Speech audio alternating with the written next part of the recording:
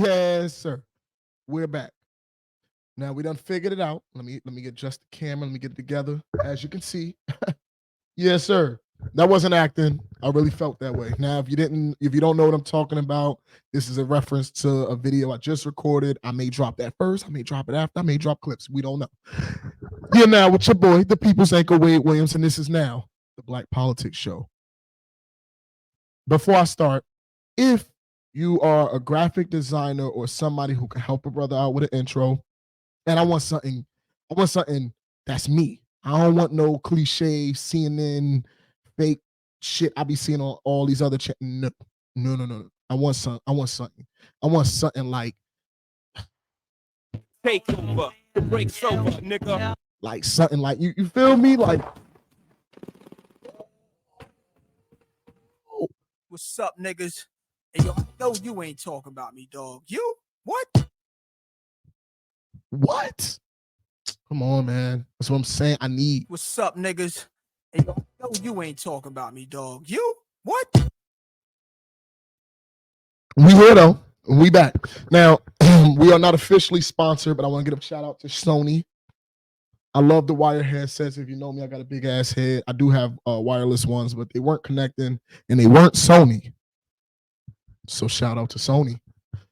If you are a diabetic, been waiting for this commercial for a long time. Give me a second. Are you a diabetic? Pre-diabetic? Type 1, type 2? Do you ever crave sugary drinks, even though you know you're not supposed to have one? Do you still feel like you need that taste of something sweet? No Diddy. When is the last time you tried a Pepsi Zero? Zero sugar, same great taste. Oh, you can't beat a Pepsi Zero. Let me tell you something. As a type 1 diabetic, let me make this very clear. Everybody's body is different. So before I start the show, let me make this transparent and translucent for everybody. Don't drink just Pepsi Zeros. But what I will say is I drink these shits by the boatload. My sugar don't spike. I don't feel sick. I don't throw up. I don't get the shakes. I don't sweat hard. I don't do none of that when I drink this. And it tastes better than a regular Pepsi to me now, honestly. And if we're being honest, it actually tastes better than a regular Pepsi, just even without me being a diabetic. So shout out to Pepsi Zero. Shout out to Pepsi as a company. With that being said, let's get started in here. Let's get it started. You know, I gotta look at my teleprompter. I didn't want to talk about this first because this actually pissed me off. TikTok is one step closer to being banned in the U.S. As the bill has now successfully been signed by the president. The president has given TikTok, I believe, up to a year. I have to relook it up because I think it was 9 months for one part and then up to a year to fully, I guess, sell whatever portion they own or the majority, whatever. It's a weird stipulation. What I do respect is the owner of TikTok made a video directly after, and he explained the benefits of TikTok, right? And let's just say, for the sake of argument, based off of what our government is telling us, and they tell us lies all the time, so it's never no point of figuring out when they're telling us the truth because it's never the truth. But let's say that our national security is threatened by TikTok because they have issues with China. That is none of my concern. I can give a fuck less with your beef with China because I tell you what, until Americans know how to make chicken with broccoli and fry them 4 pieces of wings the same way, or know how to make barbecue sauce and hot sauce and ketchup taste good on fries, nigga, shrimp fried rice, huh, nigga, lo mein, nigga, I got no beef with China. I don't be, listen, China done made a lot of the coldest hoes who they are. I have no beef with China. But let's say for the sake of argument, we are worried about national security. Take a sip on that. Good. Excuse me. That wasn't fake. The motherfucker bitch almost killed me. Oh God. Pepsi, I'm sorry. I didn't mean it like that. What I meant was I tried to hold in the burp to get it out, almost died. Not because of the Pepsi, but because of some dumb shit. If national security is an issue for America, you think TikTok is the problem? Not Facebook. Not the banks who be getting hacked and all our information just go wherever it goes, right? Not Twitter, who literally is going to be the start of a civil war. We don't give a fuck about none of that. We worried about TikTok. That's all I need to say about that. So speaking on foreign affairs, Congress had the audacity to approve and clear a $95 billion, yes, you heard it, a $95 billion bill to fund aid for Ukraine, Taiwan, and Israel. Now, I just got to ask this question. What the fuck is going on? What are we doing here? Let's go further. We have watched our government frantically panic on TV about our spending, about shutdown rescue packages, and it seems like we need these every 8 to 10 months. We have been denied student debt forgiveness, which, okay, I personally can understand because I have a conservative friend who pointed this out to me, and he made sense. And if it's real, it ain't no need to fake it. See, the problem is not forgiving student debt; it's understanding how it has to be forgiven. You also understand that how taxes work. It only impacts the middle class down, and it really hurts the middle class, right? Because at the cap for the middle class, the higher you go, the more you're paying. So all of that, on top of how much we send out in aid to the world, on top of the rescue, on top of the bullshit military spending that we've been doing, on top of all of the money laundering shit that's really going on, all it's going to do is hurt us even more. So when you see people upset about it, or they say, oh, it's because it's not the right way to go about doing student debt forgiveness. And listen to me, my people, this ain't just for blacks, it's for everybody. This is the divide and conquer shit we be talking about. They understand that bill wouldn't hold up. They understand the amount of spending it would cost. We saw it in the first few forgivenesses that they gave. Government was ready to shut down. We have to be cognitive of what's happening, because honestly, we're getting to a point where we're giving out money that I thought we didn't have, and that same money could have been applied to the fucking student debts. You take away student debts, now everybody has more money in their pockets, economy goes back up. You make a flat 10% rate on income taxes for everybody, so that way, the higher the salary, the higher money coming in, the more money you get. A 10% flat rate is fair for everyone. They don't think like this. They don't have the business acumen. No, correction, yes, they do. They have the business acumen. They don't have the people skills to give a fuck about making it work for us. That's fine too. We are hyper-focused on bailing out countries while trying to ostracize other powers because we are threatened. We're not focusing on our infrastructure. Our economy is shit. Inflation is killing people. Rent is for an apartment. For this raggedy ass apartment that you see here, I pay $1,600 a month. It's a 1-bedroom, 1 bath. The water is never cold in the morning. It gets extremely hot. I'm a diabetic, so I induce hot fevers a lot.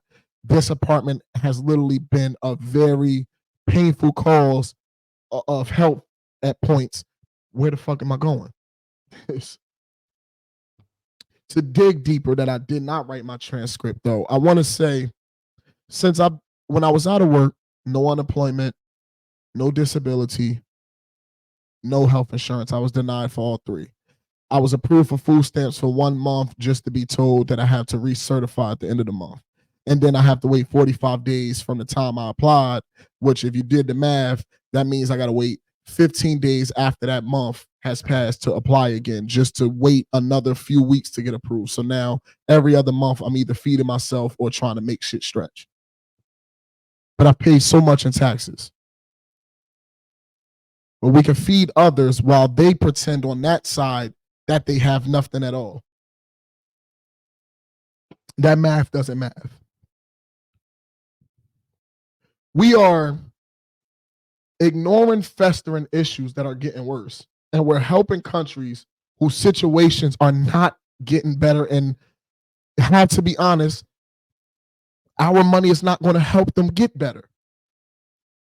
These countries are going to continue to be on attack, especially with the continued Western influence. Russian officials and now China today has released statements about the tensions between them and America. China has now given an official warning that we are teetering a red line, and wherever that goes, that's where it's going to go. Understand that I live in America, and if I got to fight for America, you motherfucking believe I will, because I got a son here. I'm not fighting for the powers that are in office, though. I'm fighting for the blacks. I'm fighting for the Spanish people. I'm fighting for my racist white folks. I'm fighting for my regular white folks. I'm fighting for everybody. We got to fight for each other first. Because it ain't going to be no point in hating each other with motherfuckers bombing us. And if you ain't paying attention, then you're going to be left behind.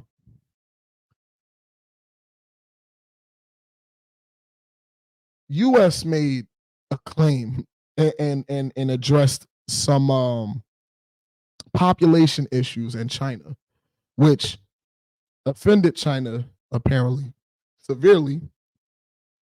And that seemed to be a doorway to now stripping us of communication with them, because I think we try, right? Like every time you look here and there on the news, it looked like we send somebody over there as an advocate and then they come back and our relationship is no better. Need to send a nigga like me over there. So I'll tell you what it is. China, look, China, let me say this, because this is what needs to be said. I don't give a fuck what that old fart nigga told you. The little white dude that went over there, clink off, whatever his name, he's a weirdo. He don't represent no American in this country but the old racist tards that live in pockets like Idaho and North Dakota and shit like that. We don't give a fuck. I speak for everybody. My rednecks, my gangsters, my hardworking citizens, my citizens who came here to look for a better life. We, the people, don't even know why it's beef. Because as far as we know, China, all our shit right now came from you. We ain't mad at you. Kind of think we understand why you would be mad as much money as we owe you. Because I know if a nigga owe me $20, every time we see each other, furniture is moving. So I can imagine when you owe trillions of dollars, how that could feel. Then for that same person that owe you money and you done built and gave them everything, they turn around and talk shit about you.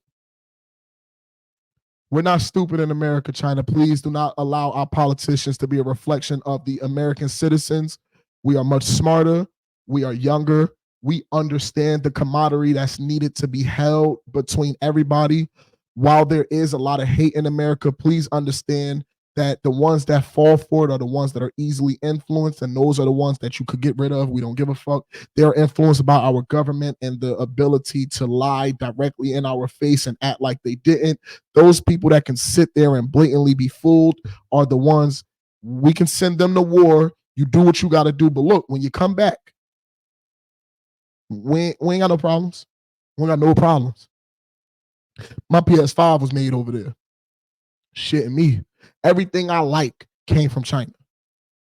My mother had a China dinner set, coldest shit I ever saw. Come on, man. China cabinets and shit. Come on, man. Don't be fooled. Don't be fooled. Reading is fundamental, and it will fund your mental. In other news, a Florida man who was identified as an MMA fighter tangled with an alligator on the side of a highway and went full Crocodile Dundee on that motherfucker. Jumped on that sumbitch back, tied that sumbitch up, and held that nigga up like a trophy to the crowd. You, sir, are my hero. I wish I knew your name, because I don't think the last time I saw the article, they didn't have your name out yet, and it was a lot going on, so I didn't follow up, so that's my apologies, but you would know who you are if you saw this. You probably won't see it, but if you ever come across this, you my hero, man. You my hero. He put on a show, and he did that. Had the cops scared. Everybody was scared. That man, listen, hog tied that sumbitch, held his mouth down with his hand, pushed his head down. Shut up, bitch. Got him. Bill Haney and Floyd Mayweather had an exchange on IG.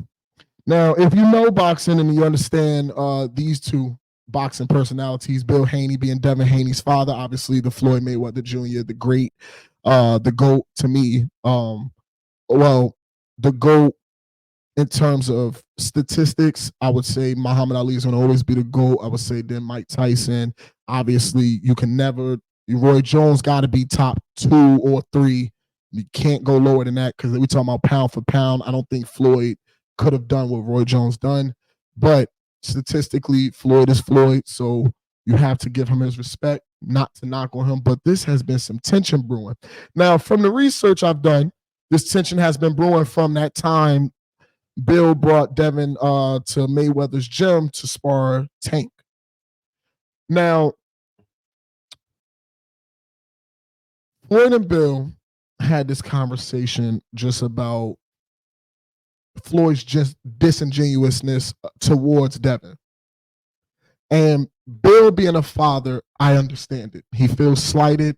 He feels like this is somebody who at one time praised Devin and then turned right around and, you know, this is your gym. That footage that got to Ryan, if we're being honest, how did it get to Ryan? Had to go through Floyd.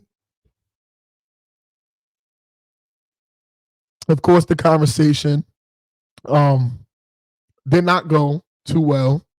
It did not finish in an amicable manner, but Floyd then went on alive with others, and you know, he discussed his position of where he was coming from. And while I don't think that's going to satisfy Bill Haney, and I can understand why, Floyd then explained the things that Devin could have did differently and what he can do to enhance himself going forward. So I do hope that these two can find some way to have a conversation. Bill has definitely etched himself in boxing as a great father promoter, because a lot of times you see fathers get in the way of their children's career. I can say Floyd Mayweather Sr., you know, Floyd Jr. didn't allow that.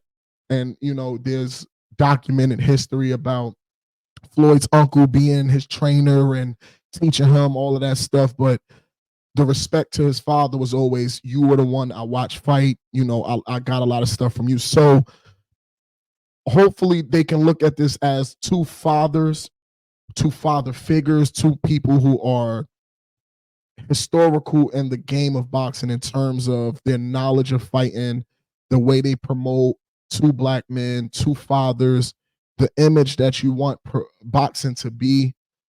I think that conversation, if they can make ends meet, it would be perfect. You know, I think it's odd to me because Floyd and Oscar De La Hoya has never really gotten along, you know, so Floyd being so team Ryan Garcia was kind of throwing to me. That kind of, and that's why I feel,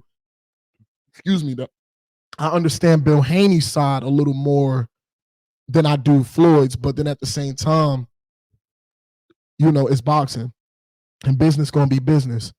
And if he has a good relationship with Ryan, aside from Oscar, why would I be mad at that? It's not my place. I'm not a historical boxer like them. So obviously it's a reason for that. But I wanted to talk about it because these are two prominent figures who, you know, Devin has a lot of future fights coming up, some good ones. We may still get him and Tank. We can get him and Shakur. We can get him in a different weight class. I don't know. Oscar De La Hoya has been crashing out on Instagram lately. He's being real weird. He was under Eddie Hearn's post, leaving comments about how there won't be a rematch. Take your loss, with pride. And this is coming from the same person when Ryan Garcia lost the Tank, like he left Ryan hanging. So, yeah, this is a sick world we live in. And you just got to pay attention to the ones you live with. Speaking of cruddy people, the YSL trial took a passionate turn. As usual, we have Miss Adrienne Love, who is the Chief Deputy District Attorney for Fulton County.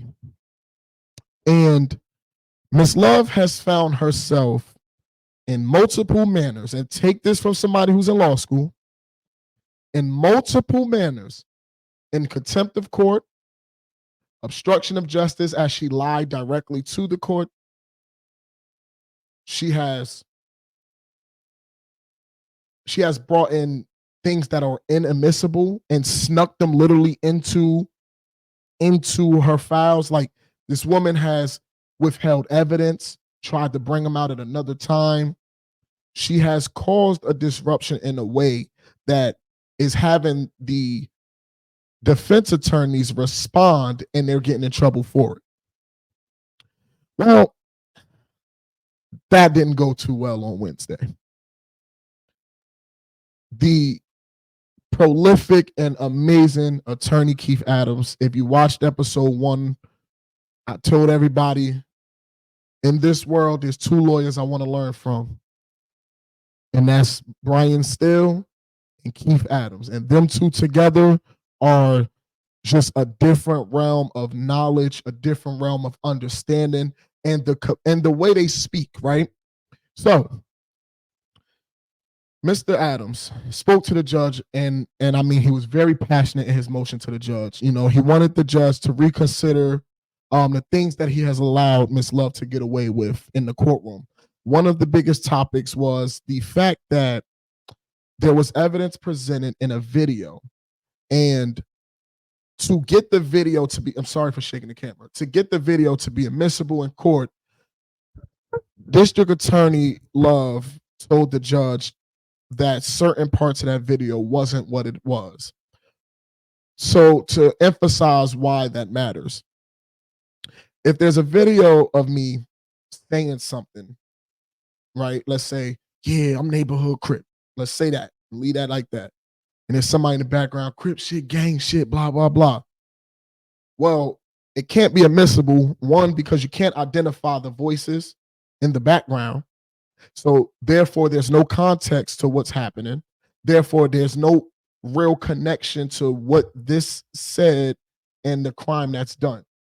So because of that, and there's so many other legal reasons, but when you're doing your proffer and you're trying to let the judge know when you're doing your motion why this needs to be overturned, obviously there's pinpoints, and then there's so many other defense attorneys, so they all have different reasons, right? And again, there was a lot of reasons, and she lied to the judge's face. He even admitted it on camera that she lied about it, and that he has a tendency to, instead of telling it what it is, he says to the defense and the state, if this was a federal court, both sides will probably have been in jail. Imagine that. Imagine hearing that. And I realize a lot of people don't be understanding what is being said right in our faces or what's being done. And I'm so grateful for Ed Thugger Daily on Twitter, because he's very helpful in breaking down the key points in the trial, because those are the points that are very important. But the in-betweens, the recesses, the little intermissions, the judge briefings, having to come up to to Your Honor, to the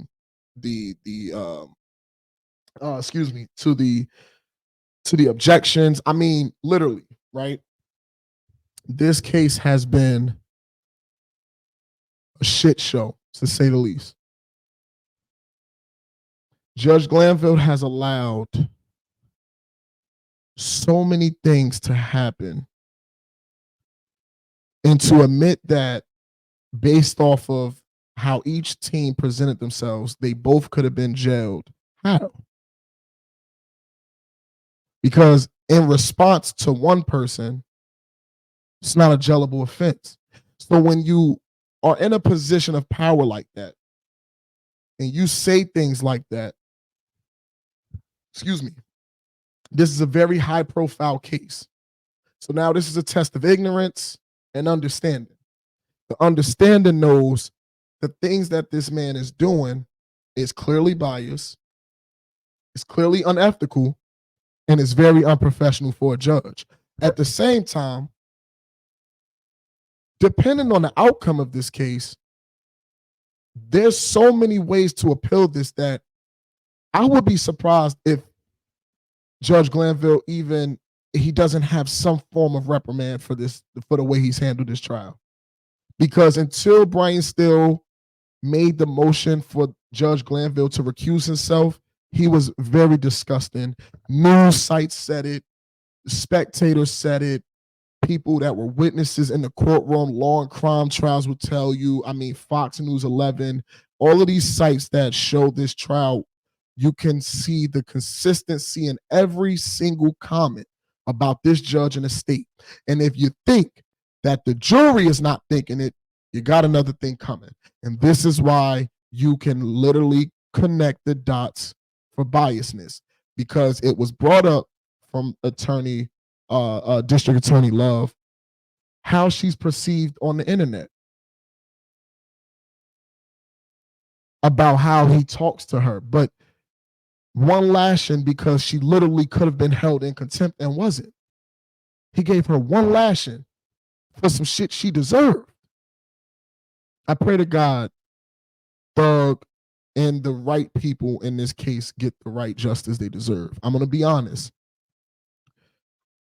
People may not want to hear this, but Gunna, Thug, and maybe a few others in this case really do not deserve this. And I'm not going to sit here and be biased because I don't wish jail on no man. But niggas have done their crimes. They also have done the time.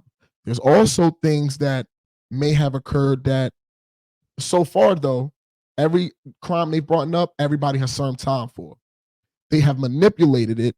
For example, Walter D.K. Murphy, who was Young Thug's childhood friend, snitched the moment nobody even asked him a question. He went first case scenario of snitching.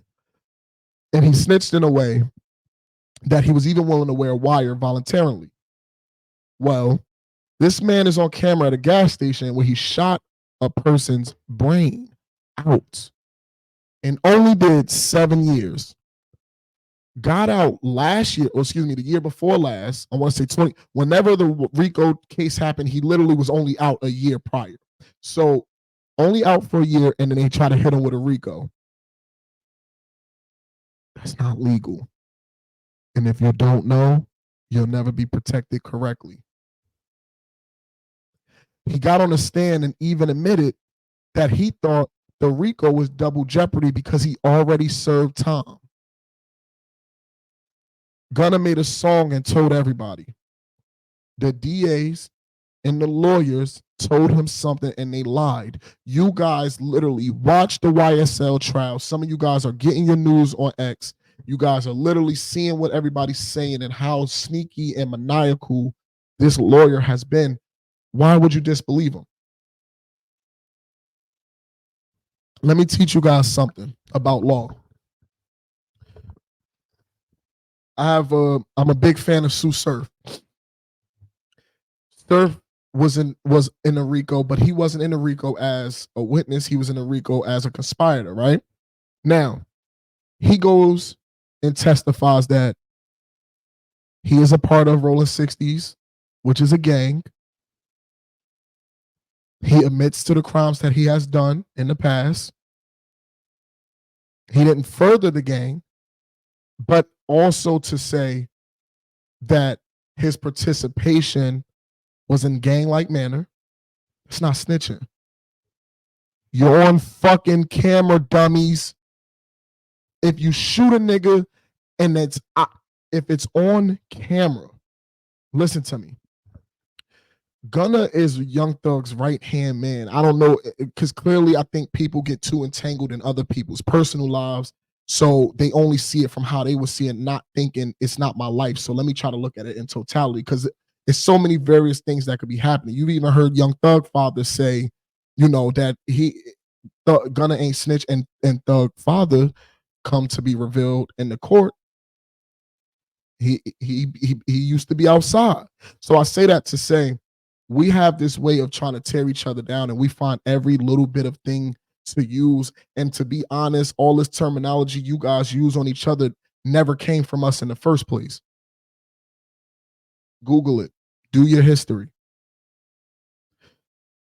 Snitching is me placing you at a crime. Stating the obvious assholes are not snitching.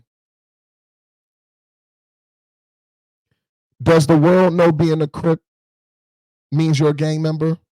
Let's be honest. If I ask 10 people and say, yo, is being a Crip a gang?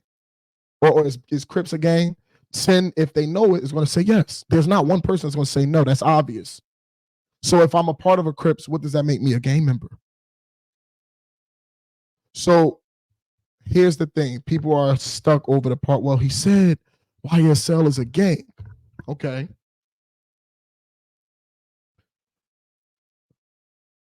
When you placate the two things, as a record label and as a gang, the honesty is, if a lawyer tells you, hey, I just want you to know it's okay to say that they're a gang, because being in a gang is not illegal. It's not snitching. Because if you operate the way they operated, regardless if it's Bloods and Crips, it could just be some other shit. It's still a gang. Not saying, again, I'm not saying it's okay, but if you guys are going to hold Gunna to that standard, you really need to start looking at everybody's paperwork and their plea agreements. Just look at them. Pepsi. I say that to say, I do pray that the right justice is given, the right empathy is held for everybody participating. I just understand, when you're doing something the wrong way, the wrong outcome is always going to come. Unfortunately, this is going to be on the state. And I hate to say this, but not that I know everything, but based off of what the state had, if I was trying it, there's a chance that it will be a way higher chance than what they're doing. I tell you that, and I'm not going to tell you how, because they watch every single video that's being posted about this trial, and they are using it. They even stole a clip from Thugger Daily. You got to be careful with what you say, because they're always watching. Even if you feel like you're not a big fish, even a little fish has to grow. Moving on to a different realm of entertainment. Excuse me. Shannon Sharpe and Amanda Seales interview was released. Ooh-wee. Damn. Boy, y'all niggas hate Shannon Sharpe, boy. Oh my God. Y'all hate Shannon Sharpe. I don't get it. I don't get it. This nigga was Uncle Shay Shay for years. That was Unc. He the coolest nigga on the world. Uncle Shay this. Justice for Shannon Sharpe this. Get him away from Skip that. He got away from Skip. He's trying a new pocket. Just like me, you can hear the novice in the way I'm speaking. You could tell by the way I'm looking. I still got a lot to learn. That goes with anybody. I don't know if people thought he was just going to jump into being a perfect journalist because he's Shannon Sharpe and he did First Take. It's so much different when you're doing your research. People are doing it for you. So now you got to study what they find and make sure it's correct, because again, you're trusting what your teammates are finding for you to present to the person you're interviewing. I just got to say, he doesn't get fair criticism, and he don't get fair credit. I think from a perspective, what Club Shay Shay has become, if you guys actually watch the show and stop looking for negatives, you would hear that he tries to make it more of a therapy style. That's why it's a drink there. That's why the couch is laid out the way it is. It's in front of a fireplace. It's to have open dialogue about something that is meaningful to you. It's to emphasize your life. Now, what I will say is, Nobody's perfect. He acknowledged that. So I'm not going to jump on his back after he acknowledged what he could have did differently and what he thought he was doing right. What I will say is this. Amanda is a powerful woman, man. And what I mean by powerful is she carry herself with that energy. She done hit that pinnacle in life where she done been through so much. I don't give a fuck what y'all feel about me. I'm going to tell you what it is. And you know what?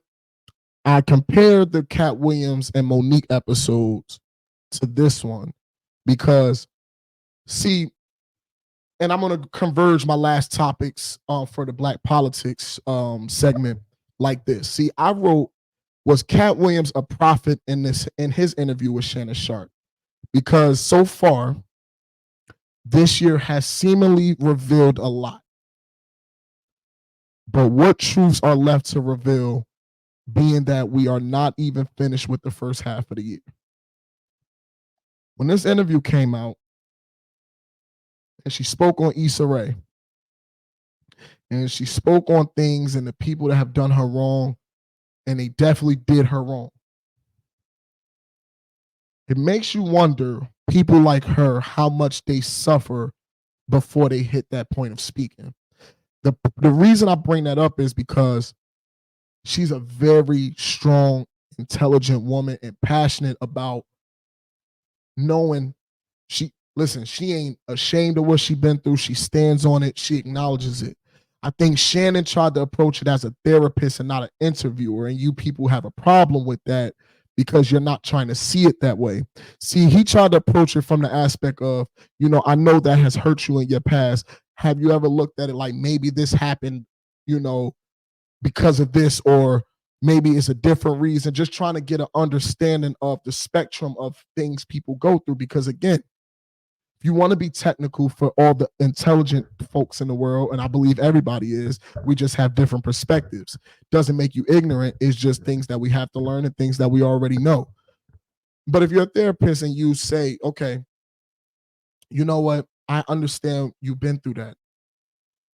Have you ever looked at maybe the source of that, or why that happened, or could it have been, if this went differently, do you feel like that would have been the same? That shouldn't be an issue.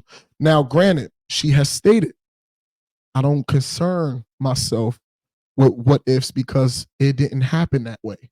I love it. I'm not mad at that. But champion the fact that for the interview that it was, we got so much out of her, so something went right. It wasn't bad enough for her to get up and walk away, say, fuck this, I'm not doing this. She did it. We don't know what happened after the cameras went off. We don't know if he apologized. They might have had a real conversation. She might have told him, I'll be back again if you want me to.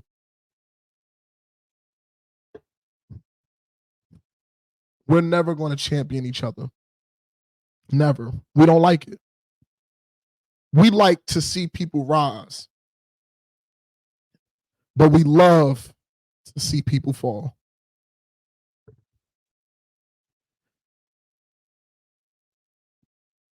I think it's understood what would happen if we found unity, and I think it's understood what would happen if we literally cut negativity out just by 50%, and instead of that, turn negativity not into positivity, but constructive criticism. Meaning, you can still be negative if you feel like it, but the negativity that you pouring into is something I can learn from. I didn't like how you did this interview. Slow down. Don't talk over her. She told you she didn't like this, so let her speak on her experiences. Learn how to alter your questions to match with the flow of conversation. That's okay. You know why I'm not mad at that? Because you're given how you feel, and to me, that's respectful because you're doing it in a way where you see the areas of benefit and how to better the interview for the next time. You're not tearing him down. You're telling him the truth, which is what all of us need to hear, but you're helping him be better for the next time. I just don't know why we don't look at stuff like that. I really don't. But you know what? One day we're going to look up and we're going to need each other. And we're gonna have a choice to face. We're gonna have a choice. And if you don't face that motherfucker, I promise you're gonna be left in the dust, baby. You're gonna be left in the dust. Now, with that being said, give me 1 second because your boy has to go into second take mode and I want to get some stats up. So if you do not mind, I will be right back.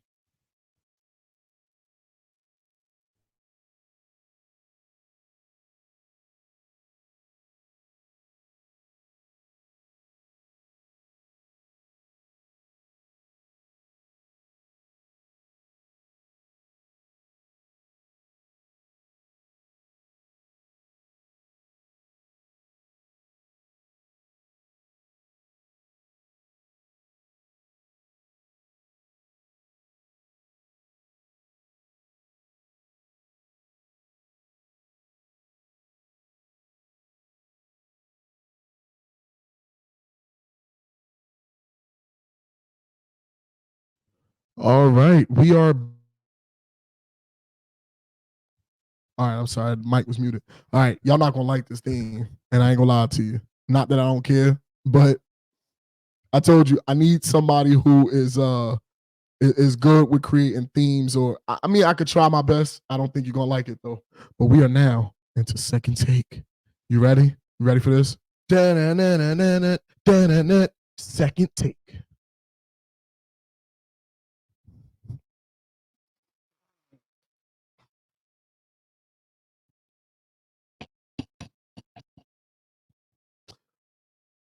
On Wednesday, the Heat beat the Celtics 111 to 101, which tied the series 1-1 going into Miami.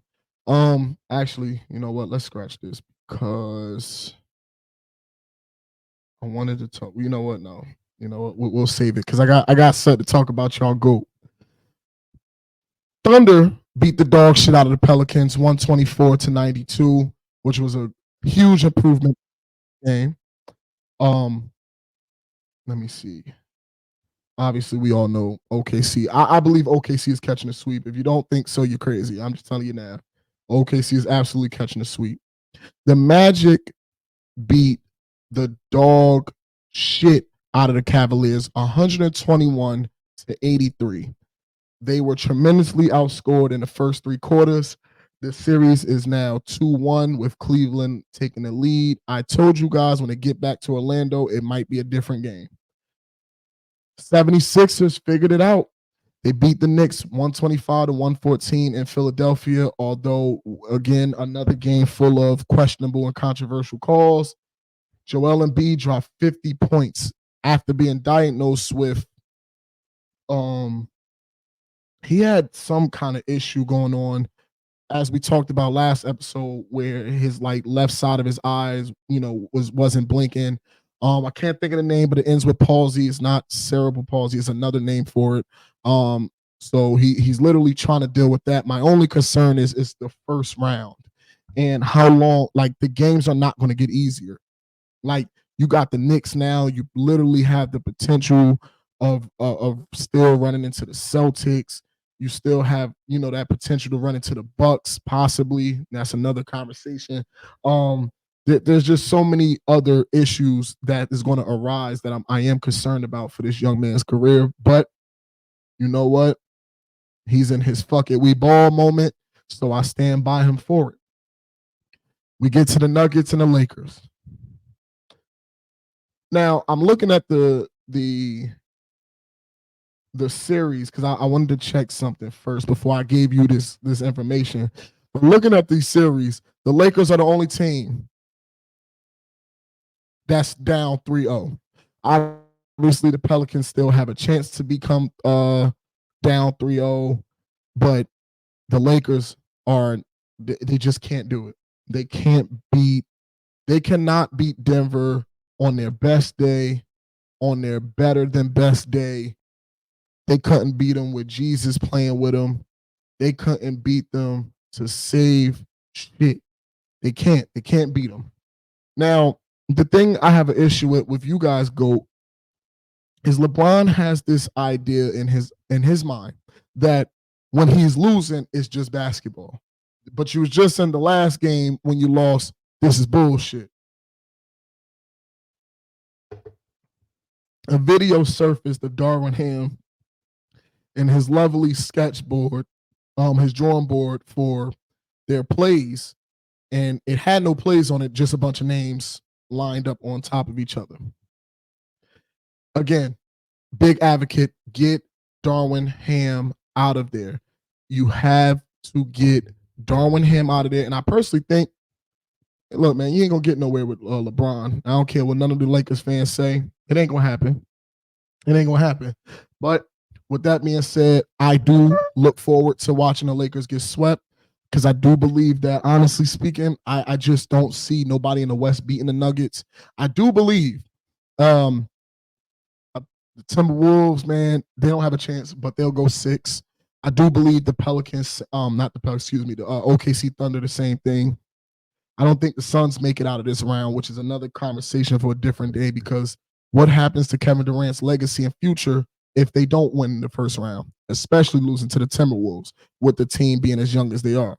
I'm trying to think who else may have a chance, and I'm going to be honest, I don't think there's anybody in the West that has a chance. You know what? Maybe the Mavs and maybe the Clippers. Unfortunately, those are the two teams facing each other, so that's going to be a test. It would be different if we saw Nuggets, Lakers, then Nuggets, Mavs, Nuggets, Clippers, or Nuggets, Clippers, Nuggets, Mavs. Like, if in that order, at some point I would turn on the Nuggets. I don't know. I think after 2 of those type of series, a third one would be like, but if you look at it, literally, Mavs or Cavs, Clippers eliminate themselves. OKC is moving up. Thunder moves up. Thunder move up. Timberwolves move up. Your threats are now Thunder, Clippers or Mavs, and the Timberwolves. One of them are going to take each other out. And honestly speaking, you're going to win that game. You're definitely going to win that second round game. But when you get to the conference finals, who's in the conference finals? The Thunder, Clippers, or the Mavs?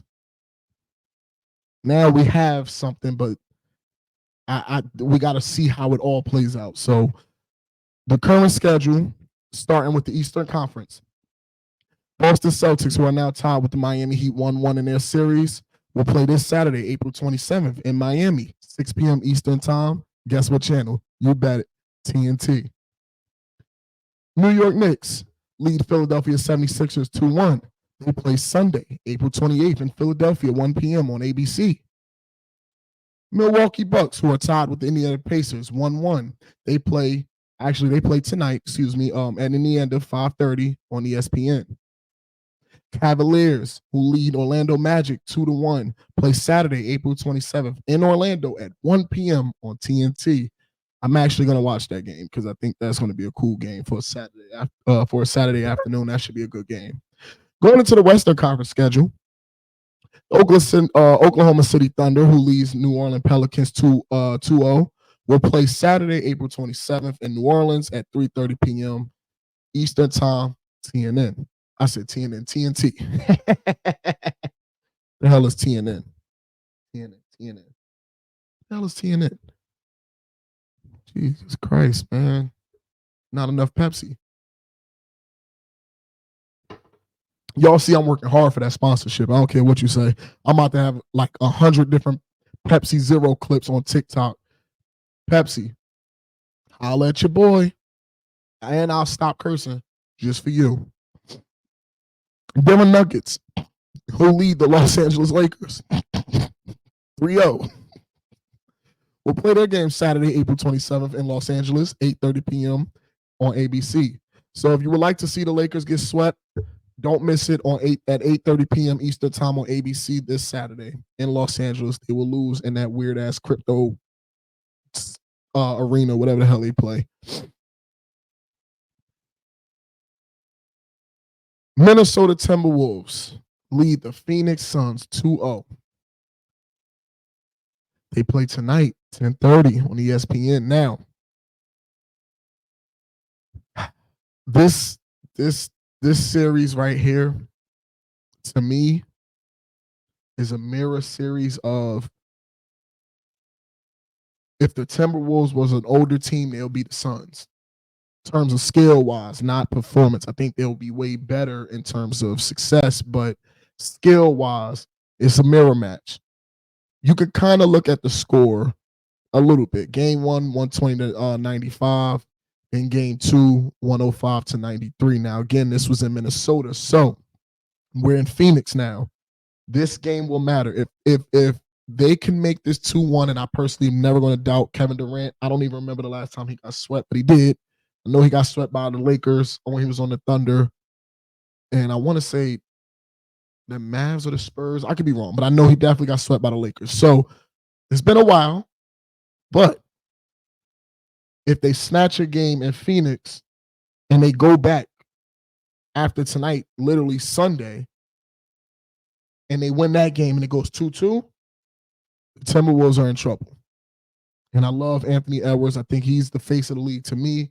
He's baby Jordan. He has the skill set. He has the personality. He has the aura. He has the charisma. He has the wherewithal to understand his surroundings, unlike other players. If he's matured right, around the right leaders, around the right people, give him the right money, I think he would do more than the right things. I think he would be great for business all around. The best series so far in the playoffs has been the Los Angeles Clippers, who are tied with Dallas Mavericks 1-1.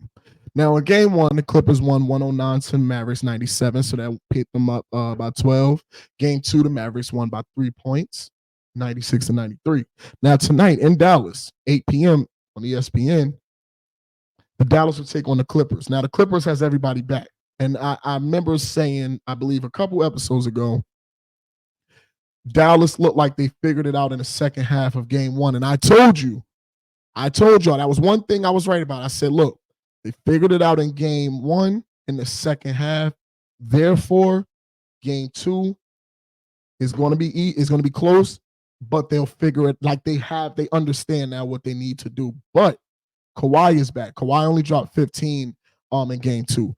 But now that he's full rotation, let me just make sure one thing, because I know so everybody's playing. So now they're back into the full swing of Clippers basketball. Will this pose as a problem? Because I feel like maybe Kyrie, Luka, and the Mavs got adjusted to the Clippers without Kawhi, and they prepared for a return of Kawhi, but not a Kawhi who was back in that rotation, in that swing of comfortability again. What do you do when he is comfortable? Motherfucking sport. Y'all just don't know, man. Y'all just don't know. Like, okay, listen to this. 0 calories, 0 total fat, 40 milligrams of sodium, total carbohydrate, 0 grams, total sugars, 0 grams, includes 0 grams of added sugars. Right? Now, a bunch of you environmentalists and all that extra stuff gonna be like, oh, well, you need to read the ingredients. Wah. Let me tell you something. If I read the ingredients for everything, I'll eat nothing. But motherfucking trees and grass and smoke weed. So, and I'm not mad at that. Damn sure not mad at the last part, but I'm not eating no trees and leaves. All right. Now I'm already built this way. Ain't no going back from it right now. I got to do my own work, and I ain't gonna cheat myself to get there. All right, I'm gonna treat myself because I've been through a lot. So I want to make some predictions for you guys because I got laughed out the park on YouTube and TikTok because apparently I am not the guy to get your betting and predictions from. But we gonna try today. We are going to try today. Let's see what we got. Okay. Tonight, Milwaukee plays Indiana, 5:30 on ESPN. We are in Indiana. The series is tied 1-1. I'm going to go Pacers. They are thinking about having Giannis play, but I think the risk for him playing is very great and potentially could take him out not only the playoffs, but all of next season. So I do feel very bad for Dame because where he could have went and where he is now makes you question what would have been the better move. I guess we will have to wait and see. 8 p.m. Eastern time on ESPN. Los Angeles Clippers take on the Dallas Mavericks. We're in Dallas.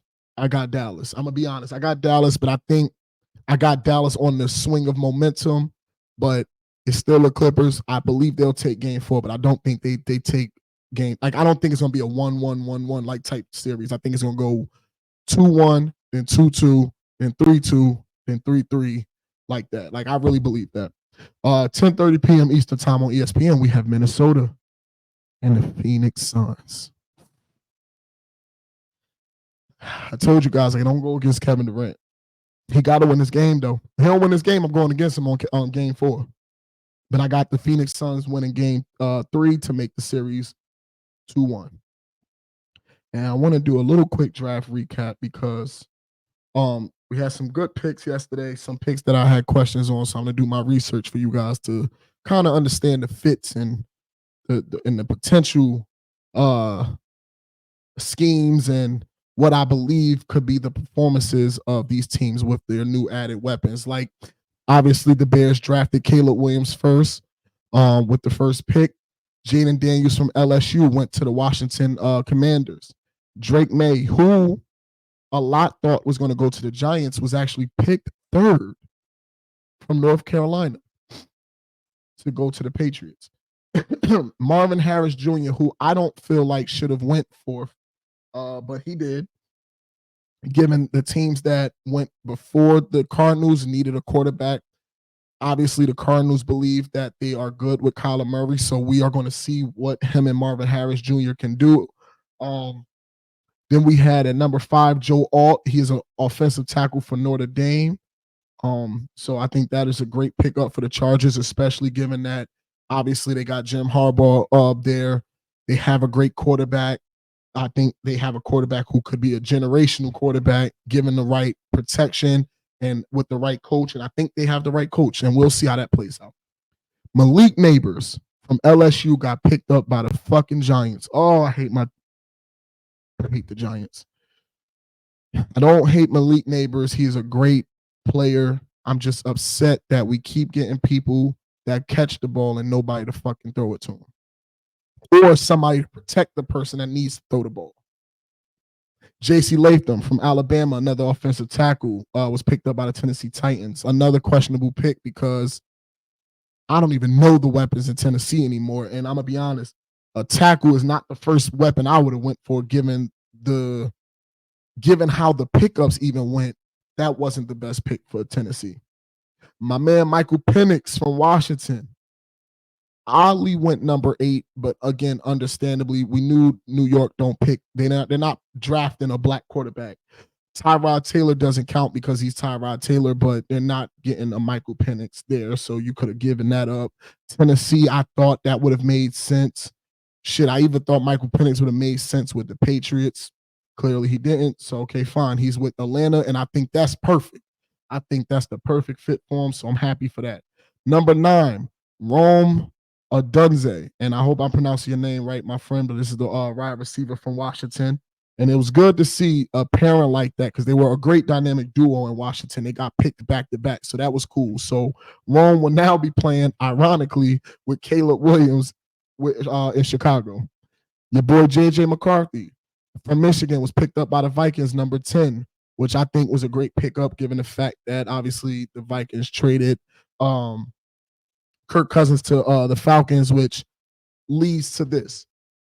Why would the Falcons pay Kirk Cousins all that money and then draft Michael Penix? I saw a video circulating about the GM of the Atlanta Falcons trying to explain to the owner. They claim he was trying to explain why he drafted Michael Penix. I don't know if that's true. I just don't see that because there's talks that happen before you make a pick. Now, if he did wing it and do it on his own, okay, that's different. I just don't. You can't believe everything you see on the internet, and I'm not going to create my own theories because I don't know. But we'll see.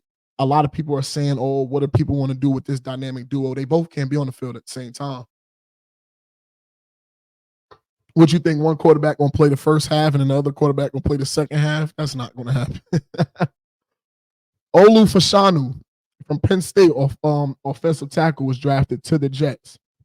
Perfect pick for my boy A-Rod. Bo Nix, my boy from Oregon, he's now with the Broncos, which I think another great pick. I actually think Bo Nix, given the fact that he played for Oregon, to go to Denver is really a great transitional fit. Just given the scenery, the atmosphere, the cultures are somewhat similar. Just the environment is alone. I think he's going to be great there if he is given the right assets around him. And I think Sean Payton is going to show him a different treatment than he gave Russell Wilson. Brock Bowers, who is the most decorated tight end in college history.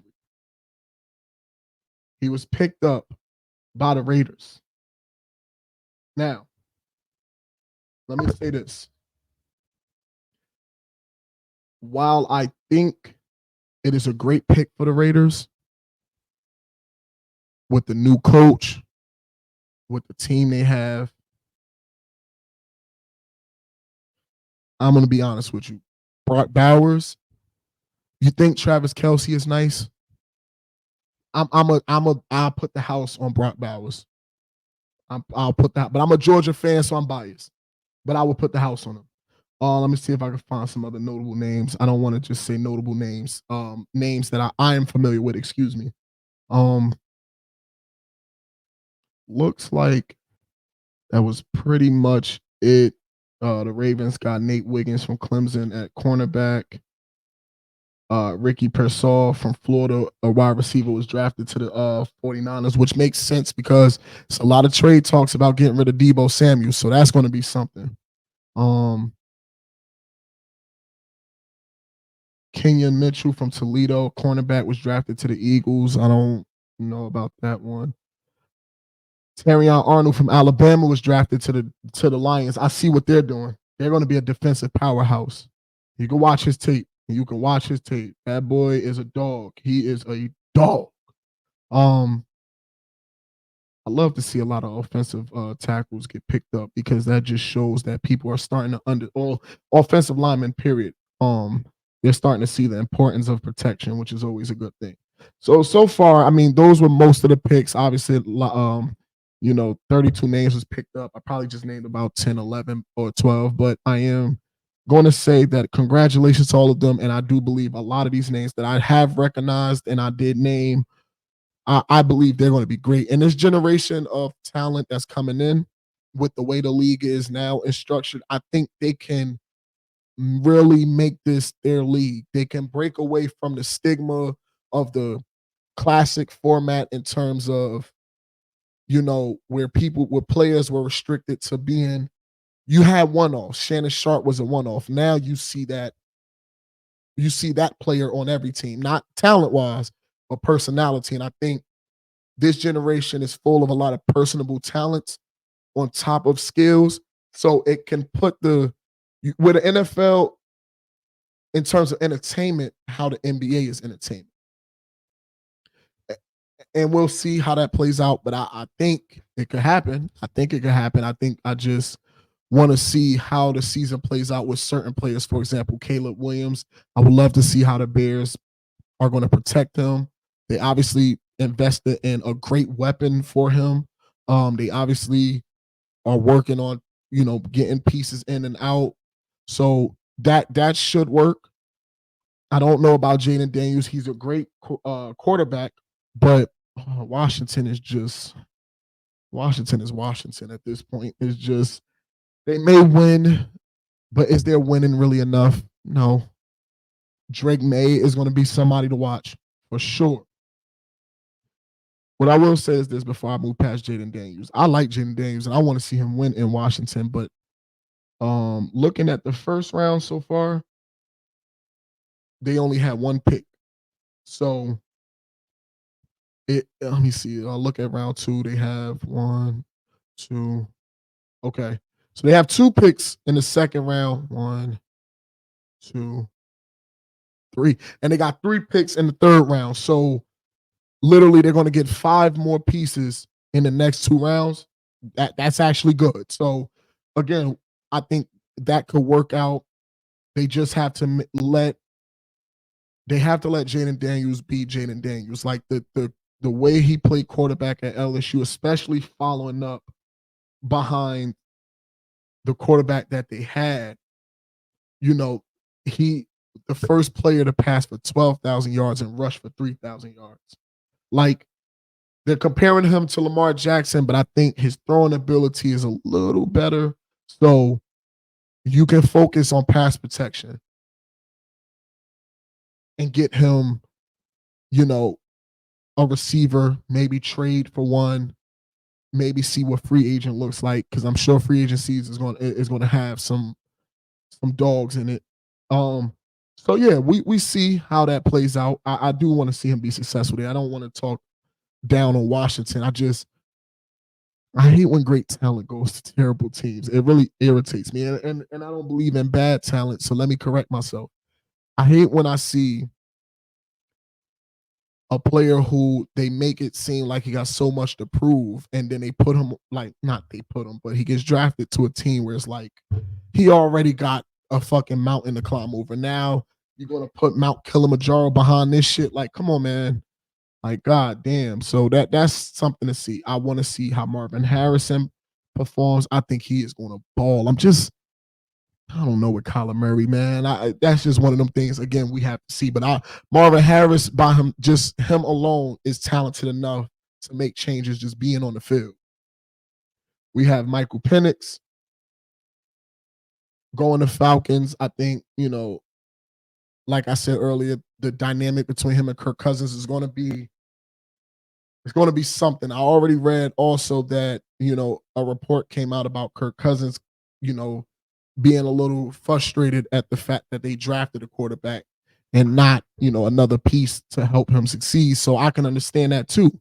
Rome Odunze going to the Bears. They invested in a piece for Caleb Williams. And honestly, Justin Fields wasn't that bad, right? I think now, building on what that foundation started, I think the Bears are going to go back to being a playoff contender team. JJ McCarthy on the Vikings. You don't want to hear my true opinion, so I'm going to leave that alone. But it ain't doing nothing for me.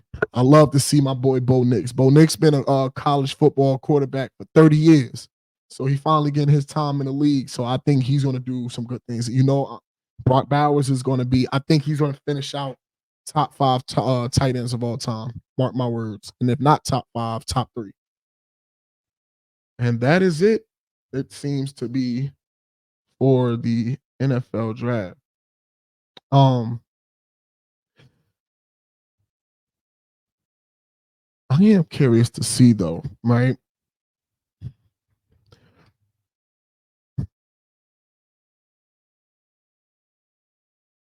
Chiefs ain't really make no moves, did they? And they talked about a 3-peat. Is that overconfidence? Is that arrogance? Or is that confidence? To feel like you don't need to make big, like the Cowboys. I'm not gonna spend too much time. The fact that Micah Parsons can sit on a couch next to a rookie quarterback in CJ Stroud, who took his Houston Texans to the playoffs, won a game, and lost to a great Ravens team. And we talk about a Cowboys player telling him that he ain't never seen a killer. Imagine that. You Cowboys fans, boy. And it ain't because I was born a Giants fan. I just don't like you. I don't like you Cowboys fans. You ain't got to watch. I just don't like you. I don't like nothing about y'all. Y'all have an arrogance as if we are still in the 90s. Let it go. You ain't win in, dog, it's been like 2, damn near 3 decades. Y'all ain't win. Y'all ain't winning nothing. We don't like you. You ain't America's team. You are America's most hated team. It's just Texas is big as fuck. Texas is so big, it could be its own country. They tried to do it. So of course it's going to seem like y'all America's team because your fucking state is 1/3 of the damn size.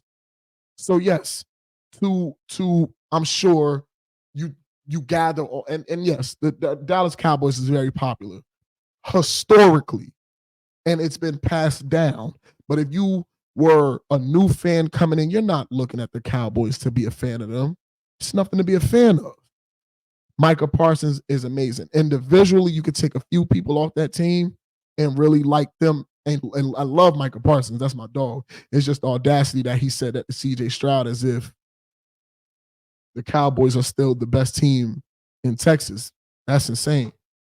So let me ask you guys before we close out the show, who is the best team in Texas? The Houston Texans or the Dallas Cowboys? And if they met in regular season, who would win? What would be the score? Who would be the reason their team lost? Who would be the reason their team won?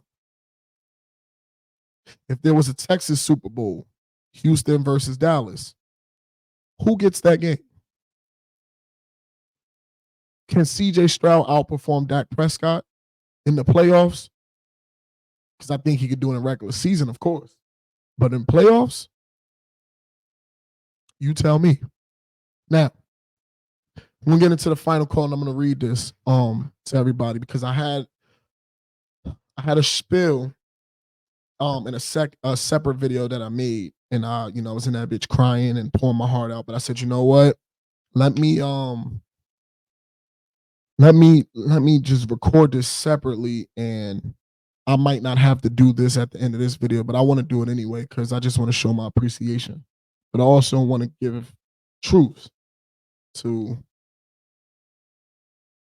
just who I am. I waited to prove to myself that I would do this consistently. All of the prep I take to try to deliver something that is meaningful to who needs to hear it. I am not going to deeply invest in the aesthetics of my surroundings until I feel there is real conversations, opinions, criticisms, and everything in between. This is not a platform to escape from my insecurities, my denials, my embarrassments. This is a way for me to embrace those things. I created this show to inspire maybe 3 to 5 people who have struggled with convincing themselves that they do have a calling. I want them to know that they have a why and they just don't know it yet. There are people who will only come around when they see others do so, when they see you doing great, when they see that you're happy, and that may include family. Hold everybody in your life accountable.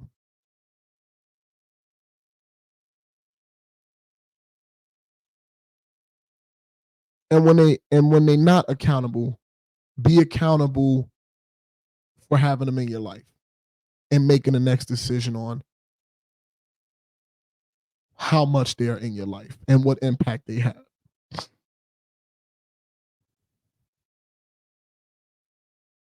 We are in a society that hyper focuses on negatives. And while it seems that no one wants to be accountable for those things, there are always positives. You may feel like nobody wants to give you support. You may feel like nobody wants to help you. But everything you do has a value and a benefit.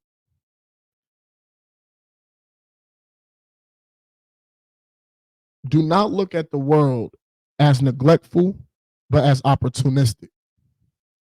We have the ability to be difference makers, and you don't need thousands of millions of views to do that.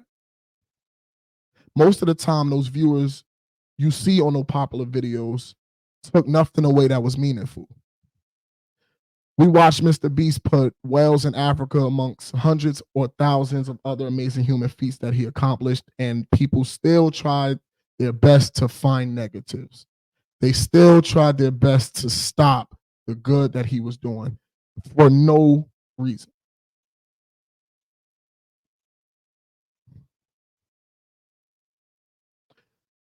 People think that they want to hear negatives because it helps them cope with what they're dealing with, because nobody wants to feel like they're going through things by themselves. We don't have to create a continuity of negativity. We do not need to implore a community full of people that has negative thoughts and emotions. You can accept that you have a problem. You can accept that you have made poor decisions. You can accept what your circumstances are. But you also have to accept the fact that not only do you want to change it, but you need to. If you are putting in the effort for a better life, wouldn't that be a greater feeling than continuing to suffer or sit in self-doubt? If you are putting in effort for a better life, wouldn't you want to implore helpful, positive energy into your surroundings to enhance what you gained from it?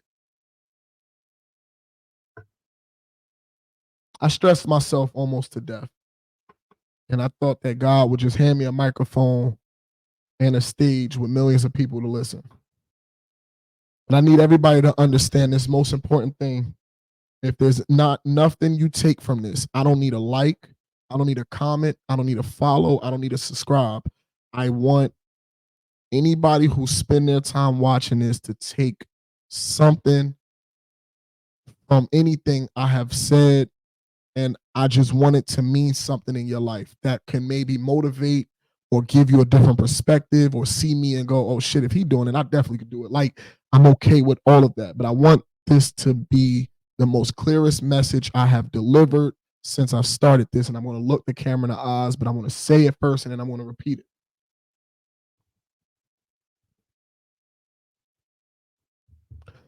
I want everybody to understand that faith without effort is a false reality of hope. Faith without effort is a false reality of hope.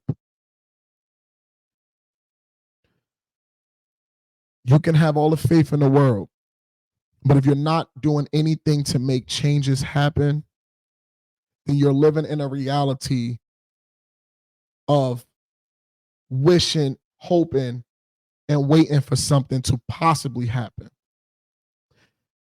And then you're going to lose that reality if it doesn't happen. Embrace what is and change what you can. Educate yourself like I had to educate myself on the things I want different. Ask yourself, are you the best you? Only you can answer that, because you know the true efforts you give every day. Ask yourself, do you know enough to get where you want to be? Could you learn more? Are you a good human? Do you give everyone the same opportunity to make not just yourself proud, but do you allow them to have an opportunity to disappoint you? Do you discriminate? Do you have hurt in your heart? Did those people that hurt you leave your life, or are they still in it? Did you talk to someone about that hurt? Could you be a better father, better mother, better parent? What are some things you don't want your children to experience that you have? How are you going to do that differently? How are you going to teach them differently? How are you going to alter your presentation? If I ever tell you my life circumstances, let me be the first to tell you I played a role in everything that has happened. But I am asking for help like I wish to help you. Not to keep each other down, but to provide healthy solutions that may work for you and me, and vice versa. We should never cheat each other, but treat each other. So much good has prevented some evil acts. And it is time for difference. It is time to make changes for you and the ones you care about. Nobody will ever pick you over themselves, and that's okay. But make sure you understand that, protect yourself, and do for yourself the same way everybody around you is doing for them. I want to make this painfully obvious. I come with love. I try to speak with love, and I want to live with love. And I wish everyone 2 blessings every day, minimum. Your first blessing is being able to open your eyes and see the world again. The second blessing is whatever your faith and effort decides. And if you can make that a consistency in your life, then you'll live life, you'll love everyone, you'll find peace, and you'll realize that God is everything. And with that being said, I love you all. I appreciate you, and I thank you always for watching. Holla at me the next